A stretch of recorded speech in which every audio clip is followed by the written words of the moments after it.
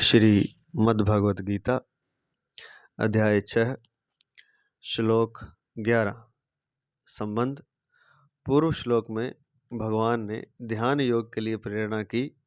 ध्यान योग का साधन कैसे करें, इसके लिए अब आगे के 3 श्लोकों में ध्यान योग की उपयोगी बातें बताते हैं।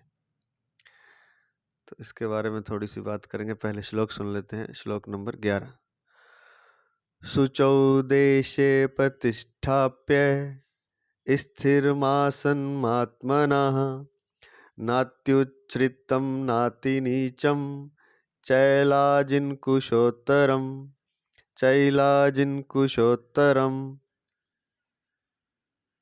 नात्युच्छ्रितं नातिनीचं चैलाजिन्कुशोत्तरम्। शुद्ध भूमि पर, जिस पर क्रमशः कुश, मृगशाला और वस्त्र बिछे हैं, जो न अत्यंत ऊंचा है और न अत्यंत नीचा, ऐसे अपने आसन को स्थिर स्थापन करके। तो ध्यान योग का प्रकरण चल रहा है पिछले श्लोक से।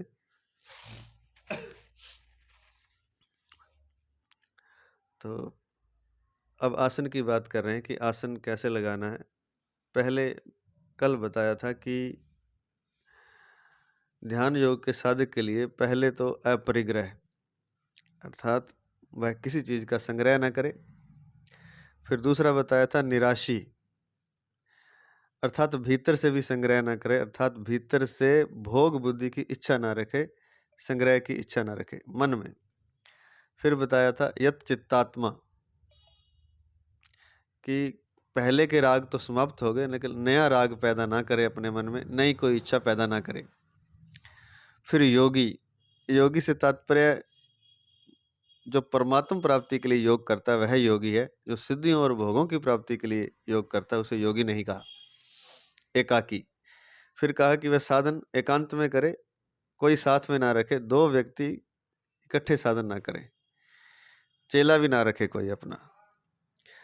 फिर रहस्य स्थिता से बताया कि कहाँ साधना करे, तो एकांत में करे, या तो किसी वन में, या किसी नदी के किनारे, या किसी एकांत मंदिर में। एकांत हो वहाँ पर, दूसरा ना हो तो अच्छा है। और फिर ऐसा कुछ नहीं है तो घर में ही एक ऐसा कमरा हो जिसमें भजन ध्यान के अलावा कुछ न किया जाए, ना वहाँ भोजन किया जाए, ना वहाँ शयन किया जाए। तो इतना ये सामग्री है ध्यान की। कल भी बताया था अपरिग्रह, निराशी, यच्चित्तात्मा, योगी, एकाकी, रहस्य स्थिता। और फिर वो ध्यान कैसे करे, आत्मानम सततम युंजीत। फिर वो एकांत स्थान में बैठ जाए और मन में यह दृढ़ निश्चय कर ले कि अब मेरे को संसार का कोई काम नहीं करना है, केवल भगवान का ध्यान ही करना है। अब भगवान के सिवाय दूसरे का चिंतन करना ही नहीं है। इस बात को लेकर निरंतर सावधान रहे। और क्योंकि सावधानी ही साधना है। जो जो चीज़ें बताई हैं, ये एक शब्द आया है, कल भी बताया था, क्योंकि सावधानी ही साधना है। अगर आप सावधान हैं विचारों के प्रति, बाहर से जो आपके भीतर चीज़ें आ रही हैं वही साधना है, क्योंकि बाहर से ही आप प्रभावित होकर के संसार की ओर आकृष्ट हो जाते हैं, जो कि नित्य उत्पन्न होता है और विनाश होता है। जितनी भी संसार की चीज़ें हैं वो एक दिन समाप्त हो जाती हैं, क्योंकि वे उत्पन्न होती हैं। और वो कहाँ से हमारे भीतर पैदा हो जाती हैं, वो दूसरों से सुन के, देख के, हमारी इंद्रियों द्वारा। तो सावधानी ही साधना है, सावधान रहे। तो सावधानी के लिए ये 5 चीज़ें बता दी हैं, दोबारा से बताने की आवश्यकता नहीं।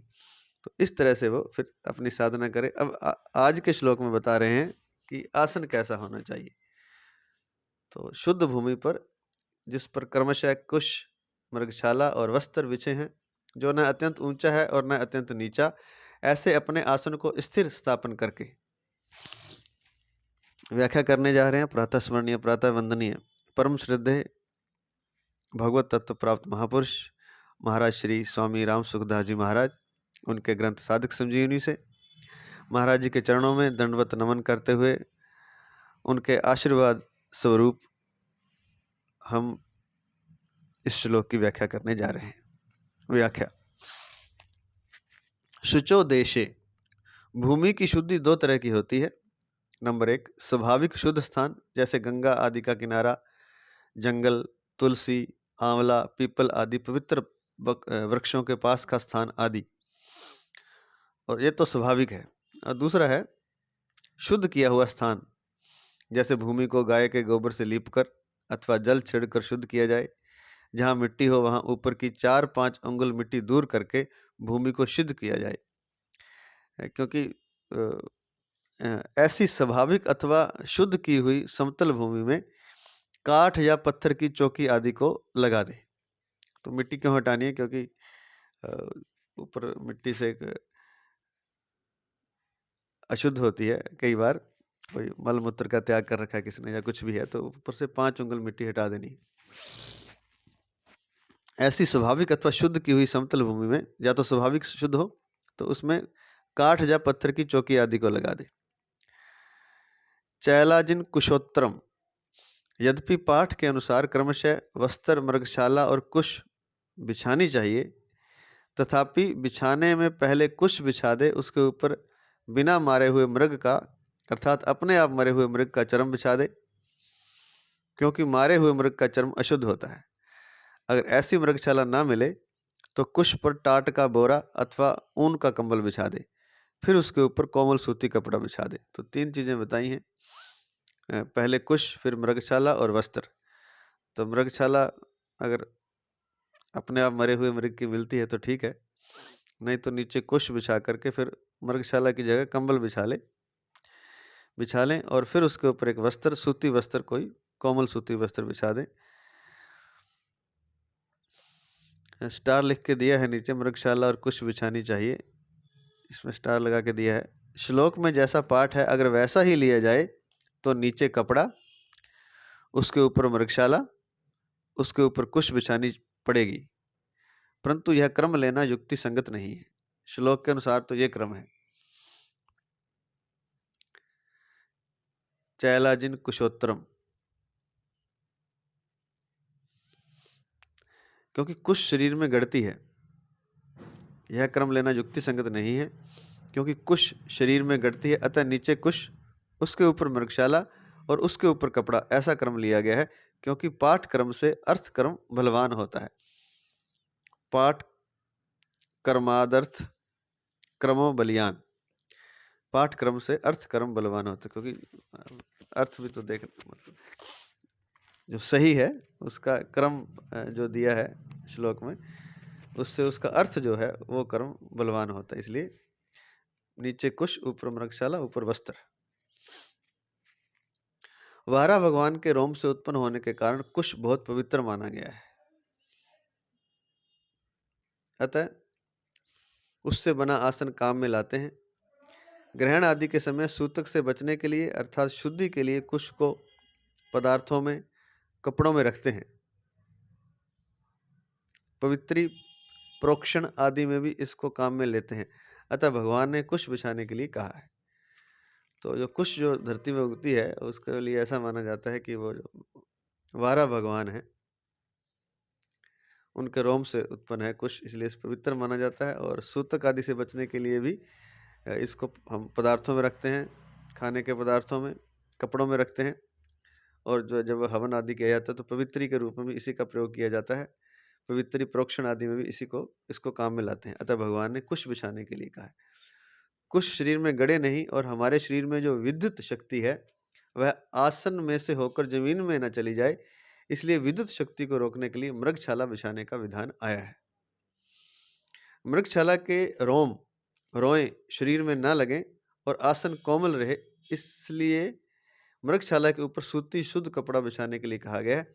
अगर मृगशाला की जगह कंबल या टाट हो तो वह गर्म ना हो जाए, इसलिए उस पर सूती कपड़ा बिछाना चाहिए। तो कंबल या टाट बिछाएंगे तो वो गर्माहट पैदा करेगा, तो ज़्यादा गर्म ना हो जाए आसन, इसलिए उस पर सूती कपड़ा बिछाना चाहिए। अगला पद है नात्यु चच्छ्रितम नाति नीचम, समतल शुद्ध भूमि में जो तख्त या चौकी रखी जाए वह न अत्यंत ऊंची हो और न अत्यंत नीची हो।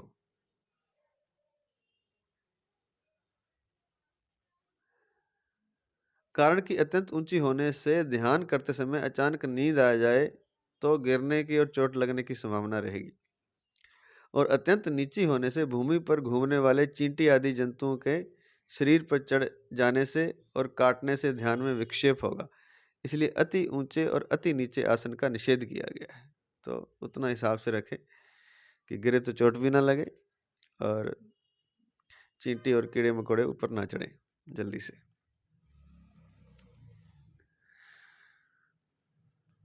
अगला पद है प्रतिष्ठाप्य स्थिरमासनम प्रतिष्ठाप्य स्थिरमासनमात्मनः। ध्यान के लिए भूमि पर जो आसन, चौकी या तख्त रखा जाए वह हिलने वाला ना हो। भूमि पर उसके चारों पाए ठीक तरह से स्थिर रहें। जिस आसन पर बैठकर ध्यान आदि किया जाए वह आसन अपना होना चाहिए, दूसरे का नहीं, क्योंकि दूसरे का आसन काम में लिया जाए तो उसमें वैसे ही परमाणु रहते हैं, क्योंकि उसमें दूसरे के परमाणु हैं। अतः यहाँ आत्मनः पद से अपना आसन अलग रखने का विधान आया है। इसी तरह से गौमुखी, माला, संध्या के पंचपात्र, आचमनी आदि भी अपने अलग रखने चाहिए। शास्त्रों में तो यहाँ तक विधान आया है कि दूसरे के बैठने का आसन, पहनने की जूती, खड़ाऊं, कुर्ता आदि को अपने काम में लेने से अपने को दूसरों के पाप पुण्य का भागी होना पड़ता है। पुण्यात्मा संत महात्माओं के आसन पर भी नहीं बैठना चाहिए, क्योंकि उनके आसन, कपड़े आदि को पैर से छूना भी उनका निरादर करना है, अपराध करना है। तो यहाँ ये भी लिखा है कि दूसरे के जब आप वस्त्र या कोई यूज कर लेते हैं तो दूसरे के पाप पुण्य के भी आपको भागी बनना पड़ता है। और अगर कोई संत महात्मा है तो उसके आसन पर कभी भूल कर नहीं बैठना चाहिए और उस पैर आदि तो लगाना ही नहीं चाहिए उनके आसन या कपड़े आदि को। तो ये एक तरह का अपराध है। तो कितनी अच्छी बातें बता रखी हैं गीता में। ध्यान के लिए पहले तो सामग्री बताई, उसके बाद आसन के बारे में बता रहे हैं। सामग्री से तात्पर्य है कि ध्यान के लिए क्या क्या चीज़ें नहीं करनी, संग्रह नहीं करना आदि जो बताया। अब अगला श्लोक है, आसन का बता दिया। अब अगले श्लोक में है श्लोक नंबर 12।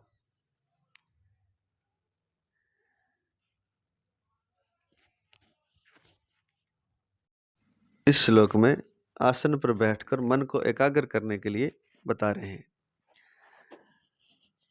तत्रैकाग्रं मनः कृत्वा यच्चित्तेन्द्रियक्रियः उपविश्य आसने युञ्ज्याध्योगमात्म विशुद्धे। उस आसन पर बैठकर चित्त और इंद्रियों की क्रियाओं को वश में रखते हुए मन को एकाग्र करके अंतःकरण की शुद्धि के लिए योग का अभ्यास करें। व्याख्या। पूर्व श्लोक में बिछाए जाने वाले आसन की विधि बताने के बाद अब भगवान 12वें और 13वें श्लोक में बैठने वाले आसन की विधि बताते हैं। तत्र आसने, बैठने वाले आसन मतलब बैठना किस तरह से है। आसन तो बिछा लिया, उस पर बैठना कैसे है। तत्र आसने, जिस आसन पर क्रमशः कुश, मृगछाला और वस्त्र बिछाया हुआ है, ऐसे पूर्व श्लोक में वर्णित आसन के लिए यहाँ तत्र आसने पद आए हैं। अगला पद है उपविषय। उस बिछाए हुए आसन पर सिद्धासन, पद्मासन, सुखासन आदि जिस किसी आसन से सुखपूर्वक बैठ सके उस आसन से बैठ जाना चाहिए। या तो सिद्धासन लगाना चाहिए या फिर पद्मासन या सुखासन। सुखासन तो जैसे हम आमतौर से चौकड़ी मार के बैठते हैं उसको सुखासन कहते हैं। और सिद्धासन है जो एक पैर नीचे और एक ऊपर की तरफ, उसकी पाँव का जो नीचे की तली है वो ऊपर की तरफ रहती है। पद्मासन में दोनों पैर, दोनों टांगों में ऊपर की तरफ रहते हैं, फंसा दिए जाते हैं एक दूसरी टांग में दोनों पैर, और पैरों के तले जो हैं ऊपर की तरफ रहते हैं। ये मुश्किल है थोड़ा सा, लेकिन ये इसको अभ्यास के द्वारा किया जा सकता है। नहीं तो सुखासन में बैठे, कोई दिक्कत नहीं। इन आसनों से क्या होता है, जो विद्युत की जिसकी बात कर रहे थे, वो जो शक्ति है वो बाहर फिर शरीर से बाहर नहीं जाती, वो ध्यान में प्रयोग होती है, क्योंकि ऊर्जा का निरंतर ह्रास होता है नहीं तो तो उस बिछाए हुए आसन पर सिद्धासन, पद्मासन, सुखासन आदि जिस किसी आसन में सुखपूर्वक बैठ सके उस आसन में बैठ जाना चाहिए। आसन के विषय में ऐसा आया है कि जिस किसी आसन से बैठे उसी में लगातार 3 घंटे तक बैठा रहे, उतने समय तक इधर उधर हिले डुले नहीं। ऐसा बैठने का अभ्यास सिद्ध होने से मन और प्राण स्वतः स्वाभाविक शांत अर्थात चंचलता रहित हो जाते हैं। तो पहले तो आसन सिद्ध करना होता है, ये एकदम से तो 3 घंटे नहीं बैठ सकता। आजकल का कलयुगी मनुष्य तो बिल्कुल नहीं बैठ सकता। तो पहले आसन सिद्ध करे, साथ साथ ध्यान भी करता रहे, तो कुछ समय बाद 2 महीने, 3 महीने, 6 महीने, साल बाद 3 घंटे बैठने का अभ्यास कर सकता है। कहते हैं कि अगर 3 घंटे बिना हिले डुले बैठे तो जो मन और प्राण है वे भी फिर हिलते डुलते नहीं, वे रुक जाते हैं, स्वाभाविक शांत अर्थात चंचलता रहित हो जाते हैं। इसलिए पतंजलि महाराज जी ने आसन सिद्ध करने की बात की, यम नियम की बात की। पहले यम नियम, आसन, प्राणायाम, प्रत्याहार, धारणा, ध्यान और समाधि, तो 8 अंग बताए थे ध्यान योग के, तो जिसमें कल हम बता चुके हैं वो यम और नियम के अंतर्गत ही मान सकते हैं उनको। अब आसन को सिद्ध करना है तो इसके लिए ये बता रहे हैं कम से कम 3 घंटे, महाराज जी बता रहे हैं कि 3 घंटे कम से कम उसको सिद्ध कर ले, हिले डुले नहीं। कारण कि मन की चंचलता शरीर को स्थिर नहीं होने देती और शरीर की चंचलता, क्रिया प्रवणता मन को स्थिर नहीं होने देती। इसलिए ध्यान के समय शरीर का स्थिर रहना बहुत आवश्यक है। तो दोनों एक दूसरे से जुड़े हुए हैं। मन चंचल है तो शरीर स्थिर नहीं होता, शरीर स्थिर नहीं है तो मन चंचल रहता, मन स्थिर नहीं होता। तो आसन स्थिर हो तो उसमें मन को स्थिर करने में सहायता मिलती है। अगला पद है यत् चित्ते इंद्रिय क्रिया। आसन पर बैठने के समय चित्त और इंद्रियों की क्रियाएं वश में रहनी चाहिए। व्यवहार के समय भी शरीर, मन, इंद्रियों आदि की क्रियाओं पर अपना अधिकार रहना चाहिए। तो जब आसन पर बैठ गया, आपने आसन सिद्ध कर लिया, चित्त और इंद्रियों की क्रियाएं वश में होनी चाहिए। आपका चित्त, जो आपका मन है, और आपकी जो इंद्रियां हैं वह वश में होनी चाहिए आसन के बैठने के समय। न केवल तब होनी चाहिए बल्कि व्यवहार जब आप करते हैं संसार में, अगर आप साधक बनना चाहते हैं, परमात्मा की प्राप्ति चाहते हैं, तो व्यवहार के समय भी शरीर, मन, इंद्रियों आदि की क्रियाओं पर अपना अधिकार रहना चाहिए। कल भी बताया था कि व्यवहार करते हुए ध्यान टूट जाता है, ध्यान लगता ही नहीं, टूट क्या जाता है, संसार में चला जाता है। तो उस समय भी भगवान का स्मरण बना रहे, या जो भी आप साधना कर रहे हैं उसका स्मरण बना रहे। व्यवहार करते हुए भी व्यवहार सेकेंडरी हो और साधना आपकी प्रथम हो, तो व्यवहार भी ध्यान बन जाएगा। और फिर जब आप साधन में, आसन में बैठेंगे तो 24 घंटे जो किया हुआ होगा व्यवहार के समय ध्यान, वो आसन में बैठने में भी सहयोगी होगा, बल्कि आसन पर बैठते ही ध्यान लग जाएगा।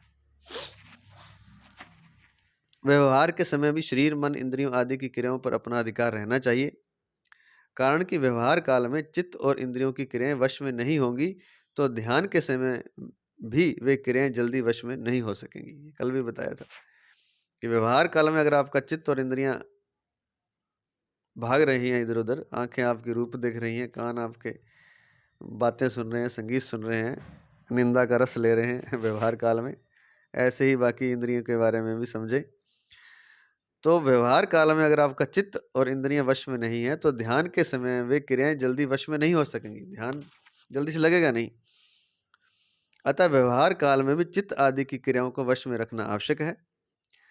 तात्पर्य है कि अपना जीवन ठीक तरह से संयत होना चाहिए। अगर साधक बनना तो पूरा जीवन ही संयत होना चाहिए। ये नहीं कि घंटा, 2 घंटे, 3 घंटे ध्यान कर लिया, उसके बाद व्यवहार में अपनी इंद्रियों को छूट दे दी, अपने मन चित्त को भी छूट दे दी और शरीर को भी छूट दे दी, जैसा मर्जी करता रहे। तो फिर तो कई उतने ही जन्म लगेंगे जितने आम भोगी मनुष्य को लगते हैं, क्योंकि कहीं जाएगा तो है नहीं, थोड़ा जाएगा फिर लौट के वहीं आ जाएगा। मतलब उसकी गति नहीं हो पाएगी ध्यान में। मान लो 3 घंटे ध्यान भी कर लिया किसी ने और शरीर, इंद्रियां और मन उसका फिर संसार में व्यवहार के समय इधर उधर भाग रहा है, तो वो ध्यान जो किया था वो सारा समाप्त हो जाएगा। कल जब आप करोगे तो शून्य से ही शुरू करना पड़ेगा। तो इसलिए ये विशेष कल बताया था कि व्यवहार काल में भी आपका चित्त, आपका शरीर, आपका मन और इंद्रियां वश में होनी चाहिए। आपका चिंतन तब भी परमात्मा का होना चाहिए। व्यवहार सेकेंडरी हो, सारे काम करें आप, लेकिन चिंतन आपका परमात्मा का ही होना चाहिए, स्मरण परमात्मा का ही होना चाहिए, ध्यान परमात्मा में ही होना चाहिए। तात्पर्य है कि अपना जीवन ठीक तरह से संयत होना चाहिए। तो संयमित जीवन चाहिए। आगे 16वें 17वें श्लोकों में भी संयत जीवन रखने के लिए कहा गया है। तो आगे और डिटेल से 16वें 17वें श्लोक में आएगा। एकाग्रम मनः कृत्वा, मन को एकाग्र करे, अर्थात मन में संसार के चिंतन को बिल्कुल मिटा दे। अब इसमें अगला आ गया ना, तत्रेकाग्रम मनः, उस आसन पर बैठकर मन को एकाग्र करे, चित्त और इंद्रियों को, क्रियाओं को वश में रखते हुए मन को एकाग्र करे। तत्रेकाग्रम मनः कृत्वा यत् इंद्रिय क्रिया, अर्थात चित्त और इंद्रियों की क्रियाओं को वश में रखते हुए आसन पर बैठकर मन को एकाग्र करे। एकाग्रम मनः कृत्वा, मन को एकाग्र करे, अर्थात मन में संसार के चिंतन को बिल्कुल हटा दे। संसार का चिंतन नहीं चलना चाहिए मन में। इसके लिए ऐसा विचार करें कि अब मैं ध्यान करने के लिए आसन पर बैठा हूँ। यदि इस समय मैं संसार का चिंतन करूँगा तो अभी संसार का काम तो होगा नहीं, और संसार का चिंतन होने से परमात्मा का चिंतन, ध्यान भी नहीं होगा। क्योंकि आसन पर बैठकर अगर संसार का चिंतन करेंगे तो संसार का काम तो बैठे बैठे तो होगा नहीं, वो तो जब संसार में जाएंगे तभी होगा। तो ये चिंतन अपने मन में रखें कि अब मैं संसार का चिंतन करूंगा तो संसार का तो काम होगा नहीं, और ध्यान का काम और बिगड़ जाएगा। अगर चिंतन संसार का रहेगा तो ध्यान भी नहीं होगा, तो दोनों ही बातें नहीं होंगी। तो जो समय भी खराब किया, ध्यान भी नहीं लगा, तो फिर क्या फायदा, संसार का भी काम नहीं हुआ। तो ये दृढ़ निश्चय करें अपने मन में कि अगर इस समय में संसार का चिंतन करूंगा तो अभी संसार का काम तो होगा नहीं, और संसार का चिंतन होने से परमात्मा का चिंतन, ध्यान भी नहीं होगा। इस तरह दोनों ओर से मैं रीता रह जाऊंगा और ध्यान का समय बीत जाएगा। इसलिए इस समय मेरे को संसार का चिंतन नहीं करना है, प्रत्युत मन को केवल परमात्मा में ही लगाना है। ऐसा दृढ़ निश्चय करके बैठ जाए। ऐसा दृढ़ निश्चय करने पर भी संसार की कोई बात याद आ जाए तो यही समझे कि यह चिंतन मेरा किया हुआ नहीं है, किंतु अपने आप आया हुआ है। जो चिंतन अपने आप आता है उसको हम पकड़े नहीं, अर्थात न तो उसका अनुमोदन करें और न उसका विरोध ही करें। आता है आने दें, जाता है जाने दें। तो ऐसा ना समझे कि ये मैंने चिंतन उठाया, ये अपने आप ही आया है और अपने आप ही चला जाएगा। उसका ना तो अनुमोदन करें ना उसका विरोध करें, अर्थात तटस्थ रहें। ऐसा करने पर वह चिंतन अपने आप निर्जीव होकर नष्ट हो जाए, क्योंकि चिंतन को हम बल देते हैं। हम बल ना दें तो अपने आप वो निर्जीव हो जाता है और नष्ट होकर चला जाएगा। अर्थात जैसे आया वैसे चला जाएगा। महाराज जी ने बहुत अच्छा शब्द लिखा, निर्जीव हो जाता है, उसकी मृत्यु हो जाती है अगर, क्योंकि शक्ति जो है वो हमारी चेतना से ही शक्ति किसी भी विचार में, किसी भी उसमें चिंतन में जाती है, तो हमारी चेतना से जाती है शक्ति। तो चेतना को हम उसमें लगाएंगे नहीं तो उसको शक्ति मिलेगी नहीं, चिंतन को, विचार को, और वो निर्जीव हो जाएगा, नष्ट हो जाएगा। अर्थात जैसे आया था वैसे चला जाएगा, जैसे आया वैसे चला जाएगा। क्योंकि जो उत्पन्न होता है वह नष्ट होता ही है, यह नियम है, ये नियम है, अपने आप हो जाएगा। लेकिन आप उसको ना अनुमोदन करें ना विरोध करें, तटस्थ रहें। जैसे संसार में बहुत से अच्छे मंदे कार्य होते रहते हैं, पर उनके साथ हम अपना संबंध नहीं जोड़ते तो उनका हमारे पर कोई असर नहीं होता। संसार में लोग कोई अच्छे करते हैं, कोई बुरे करें, तो हम उसके साथ संबंध जोड़ते नहीं हैं, तो हमारे पर उनका कोई असर नहीं होता, अर्थात हमें उनका पाप पुण्य नहीं लगता। ऐसे ही अपने आप आने वाले चिंतन के साथ, विचार के साथ हम संबंध नहीं जोड़ेंगे तो उस चिंतन का हमारे पर कोई असर नहीं होगा, उसके साथ हमारा मन नहीं चिपकेगा। जब मन नहीं चिपकेगा तो वह स्वतः एकाग्र शांत हो जाएगा। तो मन उसके साथ नहीं चिपकेगा तो अपने आप मन शांत हो जाएगा। तो आने वाले चिंतन के साथ संबंध नहीं जोड़ना है। अगला पद है, युंज्याध्योग मातम विशुद्धे, अंतःकरण की शुद्धि, अंतःकरण की शुद्धि के लिए ही ध्यान योग का अभ्यास करें। संसारिक पदार्थ, भोग, मान, बड़ाई, आराम, यश, प्रतिष्ठा, सुख, सुविधा आदि का उद्देश्य रखना, अर्थात इनकी कामना रखना ही अंतःकरण की अशुद्धि है। और संसारिक पदार्थ आदि की प्राप्ति का उद्देश्य, कामना न रखकर केवल परमात्म प्राप्ति का उद्देश्य रखना ही अंतःकरण की शुद्धि है। तो यहाँ जो शब्द आया है युञ्ज्याध्योग मातम विशुद्धे। अंतःकरण की शुद्धि के लिए योग का अभ्यास करे। युञ्ज्यात अभ्यास करे। तो योग का अभ्यास कैसे होगा, अंतःकरण शुद्ध कैसे होगा, अशुद्धि कैसे होती है, यहाँ बता रहे हैं। जब हम संसार के पदार्थों का चिंतन करते हैं तब मन अशुद्ध हो जाता है। तो संसार के पदार्थों का चिंतन ना हो, केवल परमात्मा प्राप्ति का उद्देश्य हो, परमात्मा का ही चिंतन हो, तो अंतःकरण अपने आप शुद्ध हो जाता है। इसलिए यहाँ लिखा है कि अंतःकरण की शुद्धि के लिए ही ध्यान योग का अभ्यास करें। संसार के किसी पदार्थ, भोग, मान, बढ़ाई, आराम, जश, प्रतिष्ठा, सुख, सुविधा आदि का उद्देश्य ना रखे। अंतःकरण की शुद्धि के लिए ध्यान योग का अभ्यास करें। अगर ये उद्देश्य आपने रख लिया, भी संसारिक, क्योंकि अगर ध्यान से सांसारिक पदार्थ ये चीज़ें भी मिलती हैं, क्योंकि सिद्धियां भी ध्यान से प्राप्त होती हैं। क्योंकि मन जब एकाग्र हो जाता है तो मन बहुत बड़ी शक्ति है, उससे सांसारिक पदार्थ भी मिलते हैं। तो कुछ योगी लोग करते हैं जो जिनको कि यहाँ असली योगी नहीं कहा गया पिछले अध्याय में। योगी वही है जो केवल मात्र परमात्मा के लिए योग करता है, ध्यान करता है। अगर ये सांसारिक चीज़ों के लिए और सिद्धियों के लिए कोई करता है तो वह योगी नहीं है। तो क्योंकि योग की अवस्था में, ध्यान की अवस्था में जो चीज़ हम सोचते हैं, विचारते हैं, वो फिर होने लग जाती है, वो हमारे जीवन में उपलब्धि उसकी होती है। अगर सांसारिक उपलब्धि का हमने उद्देश्य रख लिया, संसारिक किसी पदार्थ का, भोग, मान, बढ़ाई, आराम, जश, प्रतिष्ठा, सुख, सुविधि का, अर्थात इनकी कामना रखना ही, सुख सुविधा आदि का उद्देश्य रखना, या तो इसका लक्ष्य भी रख लिया आपने, या इनकी कामना रख ली, इच्छा रख ली, अर्थात इनकी कामना रखना ही अंतःकरण की अशुद्धि है। तो यही तो अशुद्धि है, और जिसको दूर करना है, और वही दोबारा से आप अशुद्ध कर लेंगे तो फिर तो परमात्मा प्राप्ति तो नहीं होगी, ना ही अंतःकरण शुद्ध होगा।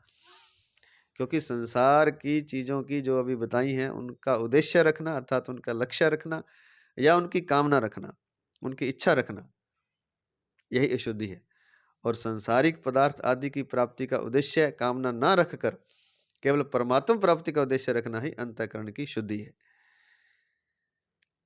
रिद्धि सिद्धि आदि की प्राप्ति के लिए और दूसरों को दिखाने के लिए भी योग का अभ्यास किया जा सकता है। कि करते ही हैं यश प्रतिष्ठा के लिए योगी लोग, कुछ लोग, कि लोग सम्मान करेंगे या रिद्धि सिद्धियां प्राप्त होगी, तो इसके लिए भी योग का अभ्यास किया जा सकता है। पर उनसे अंतःकरण की शुद्धि हो जाए ऐसी बात नहीं है। इसके लिए भी कर सकते हैं रिद्धि सिद्धि, जिसको चाहिए, या यश चाहिए या दिखावा चाहिए, जो भी है, तो योग का अभ्यास किया जा सकता है और वो फल भी मिलेगा जो वो चाहता है। पर उससे अंतःकरण की शुद्धि हो जाए ऐसी बात नहीं, अंतःकरण की शुद्धि फिर नहीं होगी। योग एक शक्ति है, जिसको संसारिक भोगों की प्राप्ति में लगा दें तो भोग, रिद्धियां और सिद्धियां प्राप्त हो जाएंगी, और परमात्मा की प्राप्ति में लगा दें तो परमात्मा प्राप्ति में सहायक बन जाएंगी। तो दोनों ही बातें बता दी हैं। और योग एक बहुत बड़ी शक्ति है, क्योंकि मन आपका एकाग्र हो जाता है। तो जब मन एकाग्र हो जाएगा तो संसारिक चीज़ चाहेंगे वो भी मिल जाएगी, और परमात्मा चाहेंगे वो भी मिल जाएगा। लेकिन फिर संसारिक चीज़ चाह ली आपने तो फिर आपका जीवन एक तरह से व्यर्थ ही चला जाएगा, क्योंकि संसार से तो ऊपर उठना है। और परमात्मा प्राप्ति में लगा देंगे तो परमात्मा प्राप्ति में योग आपका सहायक बन जाएगा।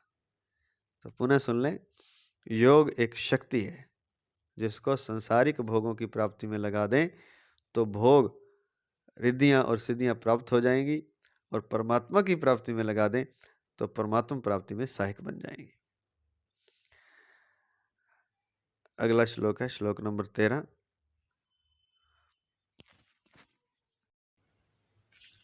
अगले श्लोक में बता रहे हैं कि ध्यान कहाँ पर करना है, कैसे करना है। समम कायश्रो ग्रीवम धारयञ्चलं स्थिरः संप्रेक्ष्य नासिकाग्रं स्वं दिशश्चान्वलोकयन्। संप्रेक्ष्य नासिकाग्रं स्वयं स्वं संप्रेक्ष्य नासिकाग्रं स्वं दिशश्चान्वलोकयन्। काया, सिर और गले को सीधे अचल धारण करके तथा दिशाओं को ना देखकर केवल अपनी नासिका के अग्रभाग को देखते हुए स्थिर होकर बैठे। तो शरीर को, सिर को और गले को सीधा रख के, अचल करके, दिशाओं को ना देखे, इधर उधर ना देखे, केवल अपनी नासिका के अग्रभाग को देखते हुए स्थिर बैठे। व्याख्या इस प्रकार है। समम काय शिरो ग्रीवम धारयन चलम। यद्यपि काय नाम शरीर मात्र का है, तथापि यहाँ आसन पर बैठने के बाद कमर से लेकर गले तक के भाग को काय नाम से कहा गया है। शिर अर्थात ऊपर के भाग का अर्थात मस्तिष्क का है, और ग्रीवा नाम मस्तिष्क और काया के बीच के भाग का है। वैसे तो काया शरीर को ही कहते हैं, लेकिन यहाँ बता रहे हैं महाराज जी कि काया से मतलब जो कमर से लेकर के गले तक के भाग को काय, जब बैठ गया वो, बैठने के बाद जो नीचे से लेकर गले तक के भाग को काय नाम से कहा गया। सिर नाम ऊपर के भाग का है, मस्तिष्क का है, और ग्रीवा नाम मस्तिष्क और काया के बीच के भाग का है, जो गला है हमारा। तो ध्यान के समय ये काया, सिर और ग्रीवा, ये तीनों सम सीधे रहें, अर्थात रीढ़ की जो हड्डी है उसकी सब गांठें सीधे भाग में रहें, और उसी सीधे भाग में मस्तक तथा ग्रीवा रहे। तो रीढ़ की सीध में ही गला रहे, और गले की सीध में ऊपर मस्तक, जो तीनों एक ही सीध में होनी चाहिए। तात्पर्य है कि काया, सिर और ग्रीवा ये तीनों एक सूत में अचल रहें। जैसे वो सूत लगाते हैं ना, मकान बनाते हैं, तो सीधे रहने चाहिए। तात्पर्य है कि काया, सिर और ग्रीवा ये तीनों एक सूत में अचल रहे, कारण कि इन तीनों के आगे झुकने से नींद आती है, और पीछे झुकने से जड़ता आती है, और दाएं बाएं झुकने से चंचलता आती है। इसलिए ना आगे झुके, ना पीछे झुके, ना दाएं बाएं ही झुके, दंड की तरह सीधा सरल बैठा रहे। तो ये बात है। आगे झुकते हैं सबको पता है, नींद आ जाती है, पीछे झुकने से जड़ता आ जाती है, और दाएं बाएं से चंचलता। तो सीधा बैठने से मतलब ये नहीं कि बिल्कुल तन कर बैठ जाए, शरीर को अकड़ा ले, सहज सीधा बैठे, ये तीनों चीजें सीध में रहें, एक लाइन में रहें, रीढ़ की हड्डी, गला और मस्तक, लेकिन अकड़ना नहीं है, सहज सीधा बैठना है। सिद्धासन, पद्मासन आदि जितने भी आसन हैं, आरोग्य की दृष्टि से वे सभी ध्यान योग में सहायक हैं, परंतु यहाँ भगवान ने संपूर्ण आसनों की सार चीज बताई है। काया, सिर और ग्रीवा को सीधे समता में रखना। तो ये सार बात ये है। आसन आप कोई भी लगाएं, लेकिन हालांकि कह रहे हैं कि शरीर को स्वास्थ्य की दृष्टि से तो अच्छे आसन है सिद्धासन, पद्मासन आदि, पर सार बात यह है कि काया, सिर और ग्रीवा को सीधे समता में रखना। इसलिए भगवान ने बैठने के सिद्धासन, पद्मासन आदि किसी भी आसन का नाम नहीं लिया, किसी भी आसन का आग्रह नहीं रखा है। तो सीधा ही कहा कि आसन पर बैठकर, श्लोक में ऐसा ही बोला है। तो किसी भी आसन का नाम नहीं लिया है, किसी भी आसन का आग्रह नहीं रखा है। तात्पर्य है कि चाहे किसी भी आसन से बैठें, पर काया, सिर और ग्रीवा एक सूत में ही रहने चाहिए, क्योंकि इनके एक सूत में रहने से मन बहुत जल्दी शांत और स्थिर हो जाता है। आसन पर बैठे हुए कभी नींद सताने लगे तो उठकर थोड़ी देर इधर उधर घूम लें, फिर स्थिरता से बैठ जाएं, और यह भावना बना लें कि अब मेरे को उठना नहीं है, इधर उधर झुकना नहीं है, केवल स्थिर और सीधे बैठकर ध्यान करना है। अगला पद है दिशश्चान्वलोकयन्। 10 दिशाओं में कहीं भी देखे नहीं, क्योंकि इधर उधर देखने के लिए जब ग्रीवा हिलेगी तब ध्यान नहीं होगा, विक्षेप होगा। अतः ग्रीवा को स्थिर रखें, गले को स्थिर रखें। संप्रेक्ष्य नासिकाग्रम स्वम। अपनी नासिका के अग्रभाग को देखता रहे, अर्थात अपने नेत्रों को अर्ध निमीलित अंधमुंदे रखे, अधमुंदे रखे। कारण कि नेत्र मूंद लेने से नींद आने की संभावना रहती है, और नेत्र खुले रहने से सामने दृश्य दिखेगा, उसके संसार पड़ेंगे तो ध्यान में विक्षेप होने की संभावना रहती है। अतः नासिका के अग्रभाग को देखने का तात्पर्य अर्ध निमीलित नेत्र रखने में ही है। तो अग्रभाग को देखने से तात्पर्य वहां ध्यान करने से नहीं है। आंखें आपकी क्योंकि नाक के अगले भाग को देखेंगे नासिका के, तो आंखें अध खुली रहेंगी, अध मुंदी रहेंगी। इसको कहते हैं अर्धनिमीलित नेत्र। तो इसी के लिए नासिका को देखने के, अग्रभाग को देखने के लिए कहा गया, ताकि नेत्रों की स्थिति अर्धनिमीलित रहे, ना बहुत खुले हो ना बंद हो, क्योंकि खुलेंगे तो ध्यान विक्षेप होगा, बंद रहेंगे तो नींद आ जाएगी। अगला शब्द है स्थिरः। आसन पर बैठने के बाद शरीर, इंद्रियां, मन आदि की कोई भी और किसी भी प्रकार की क्रिया ना हो, केवल पत्थर की मूर्ति की तरह बैठा रहे। ना शरीर की क्रिया हो, ना इंद्रियों की, ना मन की, पत्थर की मूर्ति की तरह बैठा रहे। इस प्रकार एक आसन से कम 3 घंटे स्थिर बैठे रहने का अभ्यास हो जाएगा, तो उस आसन पर उसकी विजय हो जाएगी, अर्थात वह जितासन हो जाएगा, आसन सिद्ध हो जाएगा। परिशिष्ट भाव। यहाँ नासिका के अग्रभाग को देखना मुख्य नहीं है, प्रत्युत मन को एकाग्र रखना मुख्य है। तो ये पहले भी बता दिया कि नासिका को, कुछ लोग समझते हैं कि नासिका के अग्रभाग पर भगवान ने ध्यान लगाने के लिए कहा है, तो महाराज जी ने यहाँ स्पष्ट कर दिया है कि नासिका के अग्रभाग को देखने से मतलब नहीं है, आपके नेत्र अर्धनिमीलित रहें, अधमुंदे रहें। और इसलिए परिशिष्ट में ये दे दिया है कि यहाँ नासिका के अग्रभाग को देखना मुख्य नहीं है, प्रत्युत मन को एकाग्र रखना मुख्य है। तो मन एकाग्र रहना चाहिए। तो अगला श्लोक नंबर 14। संबंध बिछाने और बैठने के आसन की विधि बताकर अब आगे के 2 श्लोकों में फल सहित सगुण साकार के ध्यान का प्रकार बताते हैं।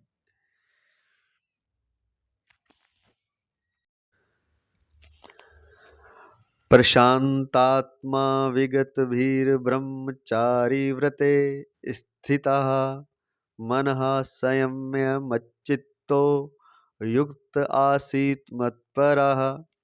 जिसका अंतःकरण शांत है, जो भय रहित है और जो ब्रह्मचारी व्रत में स्थित है, ऐसा सावधान ध्यान योगी मन का संयम करके मेरे में चित्त लगाता हुआ मेरे प्राण होकर बैठे। व्याख्या इस प्रकार है। प्रशांतात्मा, जिसका अंतःकरण राग द्वेष से रहित है, वह प्रशांत आत्मा है। जिसका संसारिक विशेषता प्राप्त करने का, रिद्धि सिद्धि आदि प्राप्त करने का उद्देश्य न होकर केवल परमात्मा प्राप्ति का ही दृढ़ उद्देश्य होता है, उसके राग द्वेष शिथिल होकर मिट जाते हैं।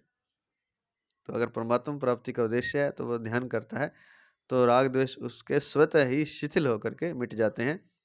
राग द्वेष मिटने पर स्वतः शांति आ जाती है, जो कि स्वतः सिद्ध है। तात्पर्य है कि संसार के संबंध के कारण ही हर्ष, शोक, राग द्वेष आदि द्वंद्व होते हैं, और इन्हीं द्वंद्वों के कारण शांति भंग होती है। जब ये द्वंद्व मिट जाते हैं, तब स्वतः सिद्ध शांति प्रकट हो जाती है। उस स्वतः सिद्ध शांति को प्राप्त करने वाले का नाम ही प्रशांत आत्मा है। तो विशेष बात यह है कि संसार के राग द्वेष हैं, तब तक शांति नहीं है, और जब मिट जाते हैं, और जब मिटते कैसे हैं, ध्यान जब आप करेंगे परमात्मा प्राप्ति का दृढ़ उद्देश्य करके, तो राग द्वेष अपने आप शिथिल हो जाएंगे और अपने आप फिर मिट भी जाएंगे, और फिर अपने आप ही स्वतः शांति आ जाती है, जो कि स्वतः सिद्ध है, बुलानी नहीं पड़ती। आप ध्यान करेंगे, परमात्मा प्राप्ति का उद्देश्य रखेंगे, लेकिन उद्देश्य होना चाहिए परमात्मा प्राप्ति का, तो वो अपने आप स्वतः सिद्ध सब कुछ हो जाएगा। तात्पर्य कि संसार के संबंध के कारण ही, अगर संसार से हमने संबंध जोड़ रखा है, संसार जैसे पहले बताया कि रिद्धि सिद्धि या संसार की चीज़ें प्राप्त करना चाहता है, जब मन में वैसे ही संसार का चीज़ें चाहता है, कुछ इच्छा रह गई है मन में, तो फिर वो प्रशांत आत्मा होता नहीं, उसका ध्यान नहीं लगता, क्योंकि मन भटकता रहता है। मन भटकने का कारण जब बता ही रहे हैं कि संसार से संबंध जो है वही मन भटकाता है। तो तात्पर्य है कि संसार के संबंध के कारण ही मन भटकता है, और इसी कारण से फिर हर्ष, शोक, अनुकूल हो गया तो हर्ष होता है, प्रतिकूल हो गया तो शोक होता है। कोई अच्छा लगता है तो उसके प्रति राग होता है, प्रेम होता है। कोई अच्छा नहीं लगता तो फिर उसके प्रति द्वेष हो जाता है, घृणा हो जाती है। ये आदि द्वंद्व होते हैं संसार के संबंध के कारण, और इन्हीं द्वंद्वों के कारण शांति भंग होती है। तो जब ये द्वंद्व मिट जाते हैं, तब स्वतः सिद्ध शांति प्रकट हो जाती है। उस स्वतः सिद्ध शांति को प्राप्त करने वाले का नाम ही प्रशांत आत्मा है। अगला पद है विगत भी। शरीर को मैं और मेरा मानने से ही रोग का, निंदा का, अपमान का, मरने आदि का भय होता है।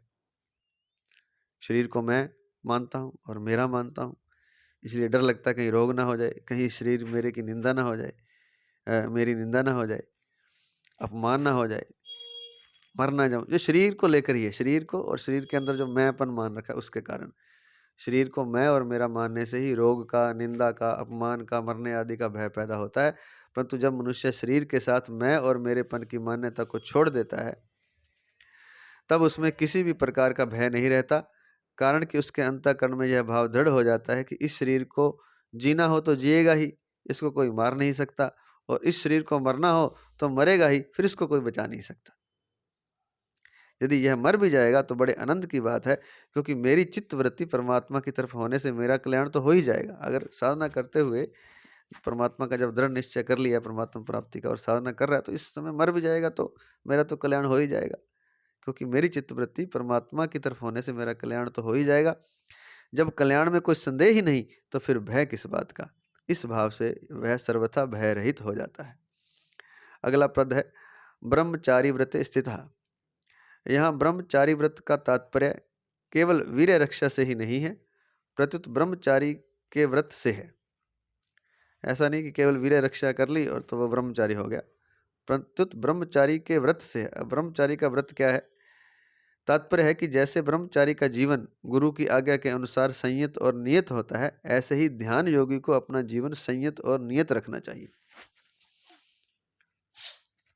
जैसे ब्रह्मचारी शब्द स्पर्श रस, शब्द स्पर्श रूप रस और गंध, इन 5 विषयों से तथा मान बढ़ाई और शरीर के आराम से दूर रहता है। तो ये ब्रह्मचारी कौन है? जो 5 विषय हैं, 5 इंद्रियां हैं, उन 5 इंद्रियों के 5 विषय हैं। कान का विषय शब्द है, त्वचा का विषय स्पर्श है, आंखों का विषय रूप है, जीवा का विषय रस है, नासिका का विषय गंध है। तो जो ब्रह्मचारी वो है जो इन 5 विषयों से दूर रहता है और मान बढ़ाई और शरीर के आराम से, उसको आराम से मतलब नहीं, आराम उतना ही जितना 5-4 घंटे जो नींद उसकी शरीर, इससे ज़्यादा आराम फिर हराम है साधक के लिए। तो शरीर से आराम से दूर रहता है और मान बढ़ाई से भी दूर रहता है। तो ये 5-7 चीज़ें हो जाएंगी, 8 चीज़ें होगी। शब्द स्पर्श रूप रस और गंध, मान बढ़ाई और शरीर के आराम से दूर रहता है जैसे ब्रह्मचारी, ऐसे ही ध्यान योगी को भी उपयुक्त 8 विषयों में से किसी भी विषय का भोग बुद्धि से, रस बुद्धि से सेवन नहीं करना चाहिए। ना तो भोग करने के लिए कि मैं इसका भोग करूँगा विषयों का, ना रस, ना ही उसमें रस रखना है विषयों में कि इसमें मेरा रस है। रस रखेंगे तो फिर भोग तो अपने आप ही हो जाएगा। तो पहले रस ही हटा देना वहाँ से, रस बुद्धि रखनी नहीं विषयों में। तो ध्यान योगी को भी किसी भी विषय का भोग बुद्धि से, जो ऊपर बताए हैं 8, रस बुद्धि से सेवन नहीं करना चाहिए, प्रत्युत निर्वाह बुद्धि से ही सेवन करना चाहिए। अब निर्वाह बुद्धि क्या है? अब भोजन तो 2 रोटी तो खानी है शरीर को चलाने के लिए, तो उसमें जो रस आएगा थोड़ा बहुत, वो उसमें भी रस लेना नहीं है, जितना अपने आप जो भोजन करना है। तो निर्वाह बुद्धि से जो हो जाए वो हो जाए। तो प्रत्युत निर्वाह बुद्धि से ही सेवन करना चाहिए, क्योंकि शब्द स्पर्श रस रूप गंध होंगे, अब आंखें तो खुली रहेंगी, बंद तो होंगी नहीं, कान भी खुले रहेंगे। तो जितना निर्वाह के लिए जरूरी है, अपने आप जो साधना के लिए जितना जरूरी है, बस उतना ही देखना है, उतना ही सुनना है, उतना ही खाना है, उतना ही स्पर्श करना है, उतना ही गंध है, उतना सब कुछ है, और उतना ही मान बढ़ाई शरीर आराम है। यदि भोग बुद्धि से उन विषयों का सेवन किया जाएगा तो ध्यान योग की सिद्धि नहीं होगी। अगर भोग की भावना मन में आ गई, बुद्धि भोग बुद्धि हो गई, तो फिर विषयों का सेवन हो जाएगा, तो उस ध्यान योग की सिद्धि नहीं होगी। इसलिए ध्यान योगी को ब्रह्मचारी व्रत में स्थित रहना बहुत आवश्यक है। तो ब्रह्मचारी का मतलब ये वीर्य के रक्षा से नहीं है केवल, तो ये 8 चीज़ें और हैं।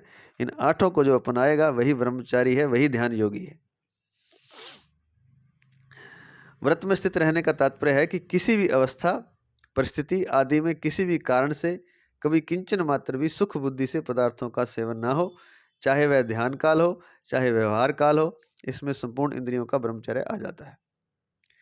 तो इस व्रत में स्थित रहने का तात्पर्य बता रहे हैं कि कोई भी अवस्था हो, कोई भी परिस्थिति हो, कोई भी कारण हो आदि में अवस्था, किसी भी अवस्था, परिस्थिति आदि में किसी भी कारण से कभी किंचन मात्र भी सुख बुद्धि से पदार्थों का सेवन ना हो कि ये भोजन बहुत अच्छा बना, मजा आ रहा है, इसको खाने में आनंद लेते हैं भोजन का, तो किंचन मात्र भी सुख बुद्धि से इस तरह का पदार्थों का सेवन नहीं करना चाहिए, क्योंकि अगर ऐसा करेगा तो फिर फंस जाएगा। तो किंचन मात्र भी सुख बुद्धि से पदार्थों का सेवन ना हो, चाहे वह ध्यान काल हो चाहे व्यवहार काल हो। ध्यान के समय तो होता ही नहीं, व्यवहार काल में भी ना हो। इसमें संपूर्ण इंद्रियों का ब्रह्मचर्य आ जाता है। तो इसमें संपूर्ण इंद्रियों का ब्रह्मचर्य आ जाएगा। शब्द स्पर्श रस रूप और गंध का सुख बुद्धि से पदार्थों का सेवन नहीं करना चाहिए। अगला पद है मना संयम्य मच्चित्तः, मन को संयत करके मेरे में ही लगा दे, अर्थात चित्त को संसार की तरफ से सर्वथा हटाकर केवल मेरे स्वरूप के चिंतन में, मेरी लीला, गुण, प्रभाव, महिमा आदि के चिंतन में ही लगा दे। तो संसार से तो हटा देना, तो मन तो कहीं ना कहीं लगना चाहता है, तो फिर कहाँ लगाए उसको, क्योंकि ये साकार ध्यान के बारे में बता रहे हैं। तो उसके हिसाब से, साकार ध्यान के हिसाब से मेरे चिंतन में कहते लगा दे, मेरे स्वरूप के चिंतन में, या फिर मेरी लीला, जो मैंने लीलाएं की हैं धरती पर, या मेरे गुण जो हैं, या मेरे जो प्रभाव हैं, या मेरी जो महिमा है आदि के चिंतन में लगा दे। तात्पर्य है कि सांसारिक वस्तु, व्यक्ति, परिस्थिति, घटना आदि को लेकर मन में जो कुछ संकल्प विकल्प रूप से चिंतन होता है, उनसे मन को हटाकर एक मेरे में ही लगाता रहे। मन में जो कुछ चिंतन होता है वह प्राय भूतकाल का होता है और कुछ भविष्य काल का भी होता है, तथा वर्तमान में साधक मन परमात्मा में लगाना चाहता है। जब भूतकाल की बात याद आ जाए तब यह समझे कि यह घटना अभी नहीं है, तो घटना जो भूतकाल की वो तो बीत चुकी है, तो यह समझे कि यह घटना अभी नहीं है।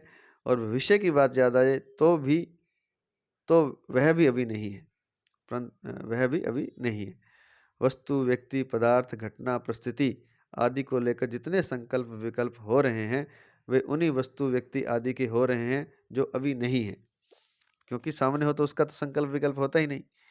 तो जो भी वस्तु, व्यक्ति, पदार्थ, घटना, परिस्थिति के संकल्प विकल्प हो रहे हैं वो सभी अभी नहीं है, या तो वो भूतकाल के हैं या भविष्य के हैं। हमारा लक्ष्य परमात्मा के चिंतन का है, संसार के चिंतन का नहीं।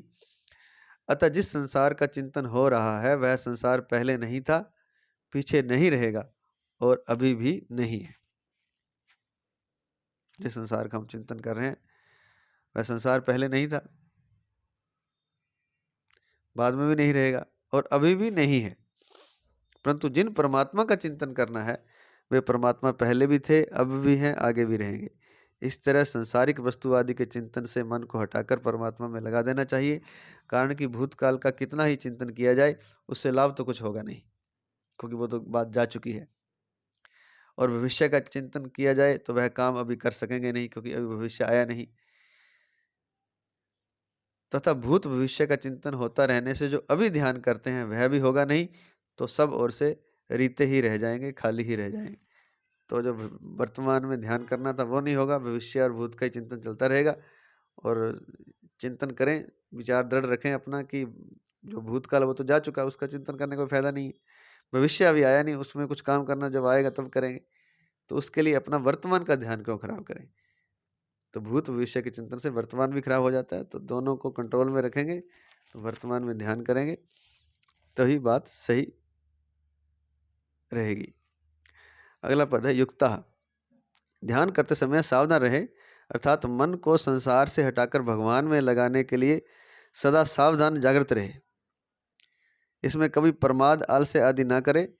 तात्पर्य है कि एकांत में अथवा व्यवहार में भगवान में मन लगाने की सावधानी सदा बनी रहनी चाहिए, क्योंकि चलते फिरते काम धंधा करते समय भी सावधानी रहने से एकांत में मन अच्छा लगेगा।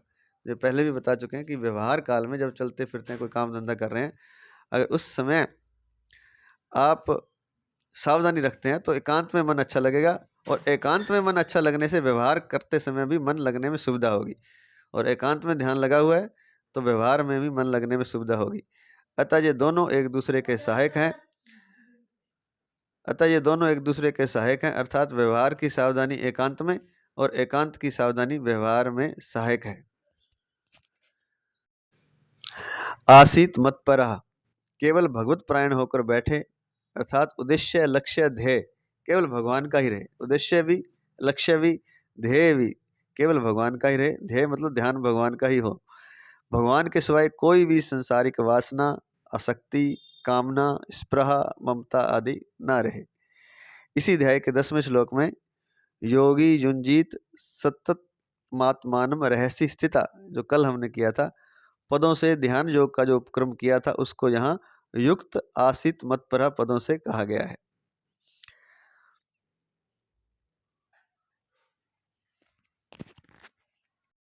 अर्थात जो कल कहा था कि एकांत में रह करके सतत परमात्मा का ध्यान लगाने की कोशिश करे, ध्यान लगाए, तो उसी बात को यहाँ युक्त आसित मतपरा पदों से कहा गया है।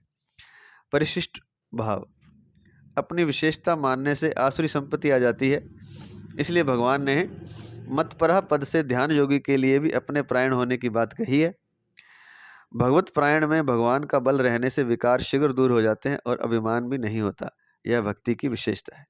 तो मतपरा कहा है उन्होंने कि मेरे प्रायण होकर ध्यान करें, मेरा आश्रय लेकर के। क्योंकि अगर भगवान का आश्रय नहीं लिया, हमने सोचा मेरे में शक्ति है, मैं ध्यान करूंगा, तो फिर आसुरी संपत्ति आ जाएगी। जो ये कहता है कि मैं ध्यान कर लूंगा, मैं परमात्मा को पा लूंगा, तो यह भी आसुरी संपत्ति है। इसलिए मत पढ़ा, पहले भगवान के प्राण होकर के भगवान की शक्ति से ही ध्यान करना है। और भगवान के ही आश्रय से मैं ध्यान कर रहा हूँ। भगवान की ही शक्ति जो मेरे ध्यान में लग रही है, मैं कुछ नहीं कर सकता, भगवान की कृपा से मैं ध्यान कर पाऊंगा। तो मत पढ़ा पद जो दिया है, मेरे प्राण होकर बैठे, तो इस तरह से करेगा तो एक तो आसुरी संपत्ति नहीं आएगी, मतलब अहंकार नहीं आएगा। नहीं तो अहंकार आ जाएगा, अहंकार आने से तो फिर बात बिगड़ गई, क्योंकि अहंकार ही तो बाधा है। तो भगवत प्रायणता में भगवान का बल रहेगा। तो जब हम आश्रय लेकर के भगवान के प्राण होकर के भगवान का बल रहने से विकार शीघ्र दूर हो जाते हैं और अभिमान भी नहीं होता। तो भगवत प्रायणता में ऐसी विशेषता होती है और यह भक्ति की विशेषता है वैसे तो भगवान के प्राण होकर ध्यान करें। इस श्लोक में मन और चित्त, ये दो समानार्थक पद आए हैं। मन से किसी वस्तु का बार बार मनन किया जाता है और चित्त से एक ही वस्तु का चिंतन किया जाता है। तो मन और चित्त दो शब्द आए, तो इसको भी यहाँ समझा रहे हैं कि मन क्या होता है, चित्त क्या होता है।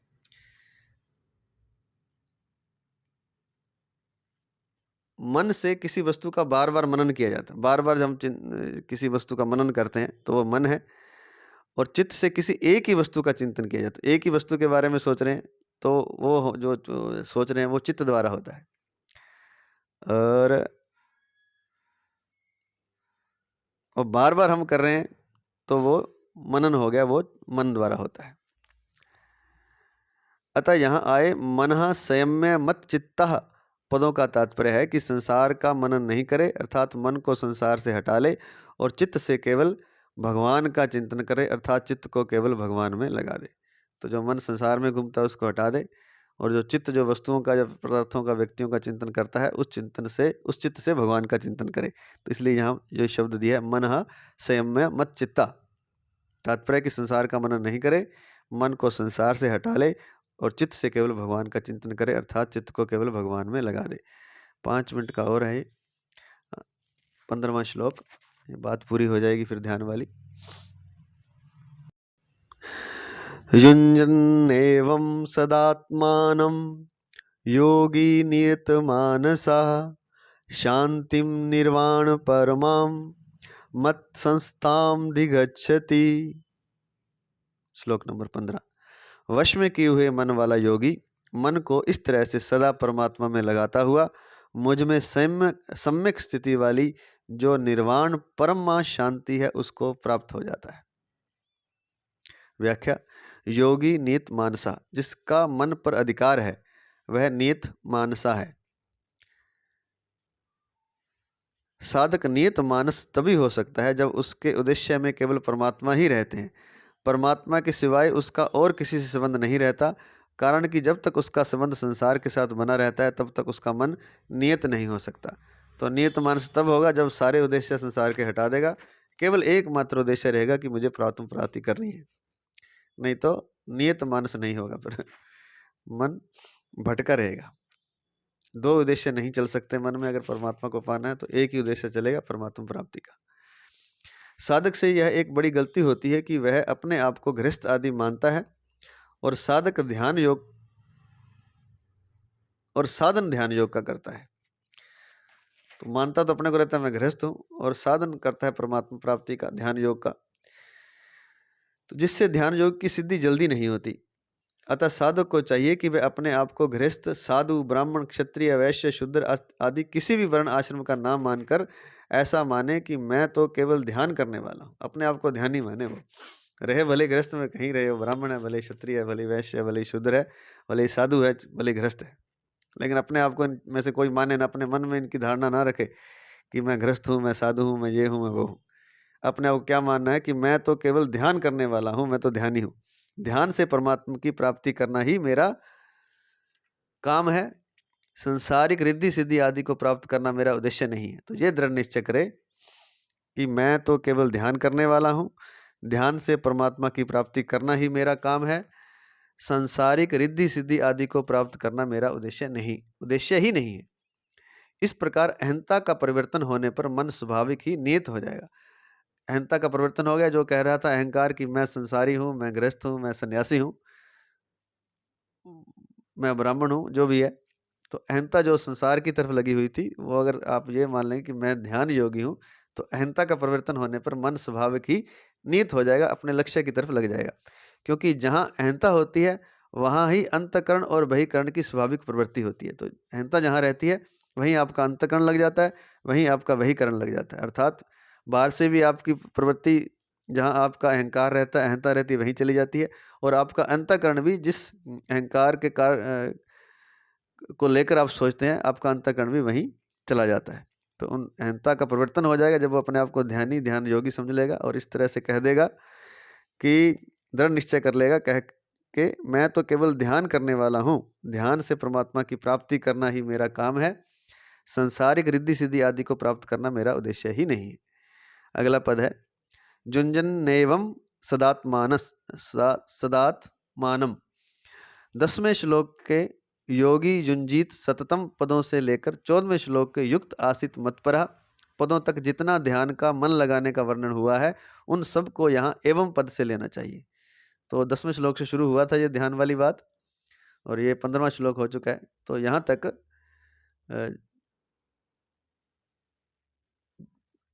यहाँ तक के पदों तक जितना ध्यान का मन लगाने का वर्णन हुआ है, उन सबको यहाँ एवं पद से लेना चाहिए। युंजन आत्मानम का तात्पर्य है कि मन को संसार से हटाकर परमात्मा में लगाते रहना चाहिए। सदा का तात्पर्य है कि प्रतिदिन नियमित रूप से ध्यान योग का अभ्यास करना चाहिए। कभी योग का अभ्यास किया और कभी नहीं किया, ऐसा करने से ध्यान योग की सिद्धि जल्दी नहीं होती। दूसरा तात्पर्य यह है कि परमात्मा की प्राप्ति का लक्ष्य एकांत में अथवा व्यवहार में निरंतर बना रहना चाहिए। एकांत में जब वो ध्यान कर रहा है तब तो परमात्मा प्राप्ति का लक्ष्य होता है आमतौर से, लेकिन जब वह व्यवहार में संसार में व्यवहार करता है तब वो लक्ष्य अपना भटक जाता है उसका। तो दोनों तरह है, एकांत में भी अथवा व्यवहार में निरंतर लक्ष्य बना रहेगा, सतत लगा रहेगा, प्रतिदिन करेगा, तब जाके उसकी सिद्धि प्राप्त होती है, नहीं तो फिर मुश्किल है काम। शांतिम निर्वाण परमाम मत संस्थाम दिगच्छति। भगवान में जो वास्तविक स्थिति है, जिसको प्राप्त होने पर कुछ भी प्राप्त करना बाकी नहीं रहता, उसको यहाँ निर्वाण परमा शांति कहा गया है। ध्यान योगी ऐसी निर्वाण परमा शांति को प्राप्त हो जाता है, जिसको फिर प्राप्त करने से संसार का तो फिर कुछ कोई इच्छा बचती नहीं है, और ऐसी कोई चीज़ नहीं रहती जिसे फिर पाना बाकी रहता है। तो उसको यहाँ पर शब्द दिया है निर्वाण परमा शांति, शांतिम निर्वाण परमा। एक निर्विकल्प स्थिति होती है और एक निर्विकल्प बोध होता है। ध्यान योग में पहले निर्विकल्प स्थिति होती है, फिर उसके बाद निर्विकल्प बोध होता है। इसी निर्विकल्प बोध को यहाँ निर्वाण परमा शांति नाम से कहा गया है। तो पहले तो स्थिति होती है निर्विकल्प, वो होती है जब ध्यान आप लगाना शुरू किया, जब ध्यान लगना शुरू हो चुका है, और जब फिर ऐसा करते करते उसको बोध हो जाता है, जिसको निर्विकल्प बोध कहा गया है।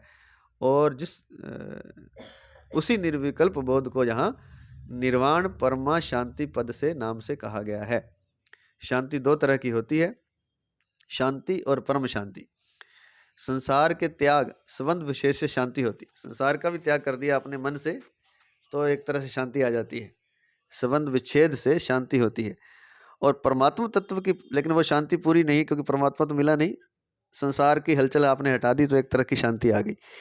एक होती है परम शांति, और परमात्म तत्व की प्राप्ति होने पर परम शांति होती है। इसी परम शांति को गीता में नैष्ठिकी शांति 5वें अध्याय का 12वां श्लोक में आया था, उसमें कहा था नैष्ठिकी शांति कहा गया, जो कि परम शांति है।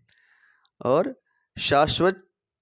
शाश्वत शांति 9वें अध्याय का 31वां श्लोक आदि नामों से, और यहाँ निर्वाण परमा शांति नाम से कहा गया है। तो जो एक शांति एक परम शांति है, तो परम शांति को ही यहाँ निर्वाण परमा शांति नाम से कहा गया है। 5वें अध्याय के 12वें श्लोक में उसको नैष्ठिकी शांति कहा है, 9वें अध्याय के 31वें श्लोक में उसको शाश्वत शांति कहा है। तो आज इतना ही। जय श्री कृष्ण, जय श्री कृष्ण, जय श्री कृष्ण।